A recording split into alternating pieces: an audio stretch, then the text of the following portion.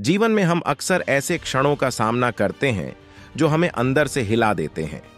ऐसे क्षण जो हमें पूरी तरह से तोड़ देने वाले लगते हैं। लेकिन जो ताकत वास्तव में हमें परिभाषित करती है वह नहीं होती जो सब कुछ ठीक होने पर हमें मजबूती से खड़ा रखती है, बल्कि वह ताकत होती है जो तब उभरती है जब हम अंदर से बिखर जाते हैं। इस तरह की ताकत का मतलब यह नहीं है कि हमें कभी दर्द महसूस नहीं होता, बल्कि यह इस बारे में है कि हम उस दर्द से कैसे उठते हैं। आज हम इस गहन आंतरिक शक्ति को कैसे विकसित करें, इस पर विचार करेंगे। अंदर से मजबूत बनने का पहला कदम यह है कि आप इस बात को स्वीकार करें कि आप दर्द में हैं। समाज अक्सर हमें अपनी भावनाओं को छिपाने, बहादुर चेहरा दिखाने और इस तरह चलते रहने के लिए प्रोत्साहित करता है, मानो कुछ गलत नहीं है। लेकिन ऐसा करने से हम केवल दर्द को दबाते हैं, जिससे वह बढ़ता और फैलता जाता है। दर्द को स्वीकारना आपको कमजोर नहीं बनाता, यह आपको इंसान बनाता है। अपनी भावनाओं का सीधे सामना करके आप उपचार की प्रक्रिया शुरू करते हैं, जो कि सच्ची ताकत की नींव है। कमजोरी को अक्सर कमजोरी का प्रतीक माना जाता है, लेकिन वास्तव में यह सबसे मजबूत चीजों में से एक है जो आप कर सकते हैं। जब आप खुद को कमजोर होने देते हैं तो आप उपचार की संभावना के लिए दरवाजे खोलते हैं। यह कमजोरी के क्षणों में है कि हम अक्सर अपनी सबसे बड़ी सहन शक्ति पाते हैं। अपनी कमजोरियों को शक्ति के स्रोत के रूप में अपनाएं, क्योंकि यही क्षण आपकी मजबूती का सबसे बड़ा प्रमाण बन सकते हैं। कोई भी व्यक्ति जीवन में अकेला नहीं जाना चाहता, खासकर तब नहीं जब वह गहरे दर्द से गुजर रहा हो। एक मजबूत समर्थन प्रणाली बनाना बहुत महत्वपूर्ण है।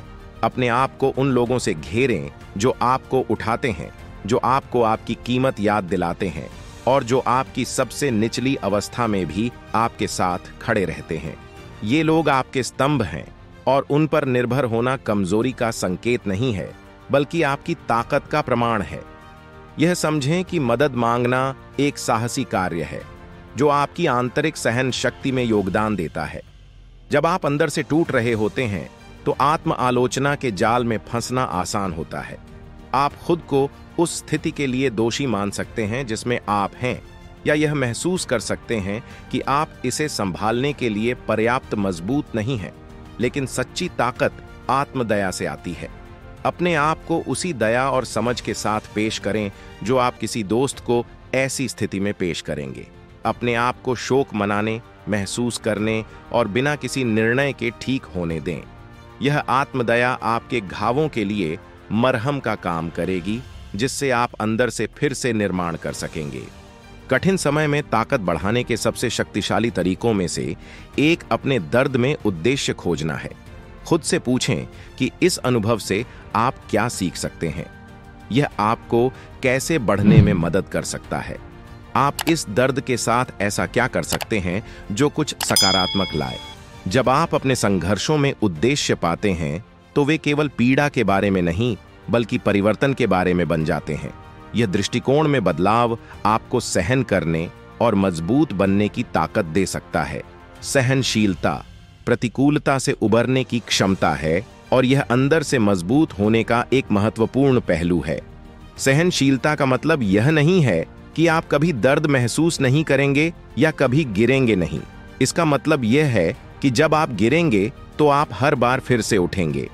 अपने दर्द को दूर करते हुए खुद के लिए छोटे, हासिल करने योग्य लक्ष्य निर्धारित करके सहनशीलता विकसित करें।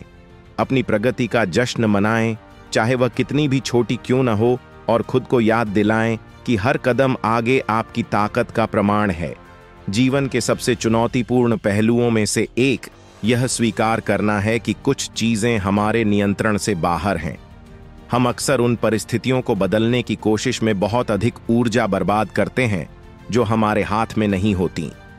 सच्ची आंतरिक शक्ति उस चीज को छोड़ने की क्षमता से आती है जिसे आप नियंत्रित नहीं कर सकते, और उस पर ध्यान केंद्रित करते हैं जिसे आप कर सकते हैं। जब आप सब कुछ नियंत्रित करने की आवश्यकता को छोड़ देते हैं तो आप खुद को अनावश्यक तनाव से मुक्त कर लेते हैं और उपचार और विकास के लिए जगह बनाते हैं। परिवर्तन अपरिहार्य है, और अक्सर सबसे दर्दनाक समय के दौरान सबसे बड़े परिवर्तन होते हैं। परिवर्तन को खुद को फिर से स्थापित करने, पुराने परतों को छोड़ने और एक मजबूत, बुद्धिमान व्यक्ति के रूप में उभरने के अवसर के रूप में अपनाएं। याद रखें कि जैसे ही एक फीनिक्स अपनी राख से उठता है, वैसे ही आप भी अपने दर्द से उठने और खुद का एक नया और भी मजबूत संस्करण बनाने की शक्ति रखते हैं। आपका मन अंदर से मजबूत बनने के लिए आपका सबसे बड़ा संपत्ति है। अपने मानसिक लचीलेपन को मजबूत करने वाली प्रथाओं में संलग्न रहें, जैसे ध्यान, लेखन या माइंडफुलनेस अभ्यास। ये अभ्यास आपको स्थिर, केंद्रित और अपने विचारों पर नियंत्रण में रहने में मदद करते हैं, भले ही आपकी भावनाएं उथल-पुथल में हों। एक मजबूत मन आंतरिक शक्ति का आधार है, जो आपको अंधेरे समय में स्पष्टता और उद्देश्य के साथ मार्गदर्शन करता है। अंत में अपनी आंतरिक शक्ति पर विश्वास रखें, भले ही आपको लगे कि आप टूट रहे हैं। इस पर भरोसा करें कि आपके पास सहने, ठीक होने और मजबूत बनने की शक्ति है। यह विश्वास ही है जो आपको कठिन समय से बाहर निकालेगा।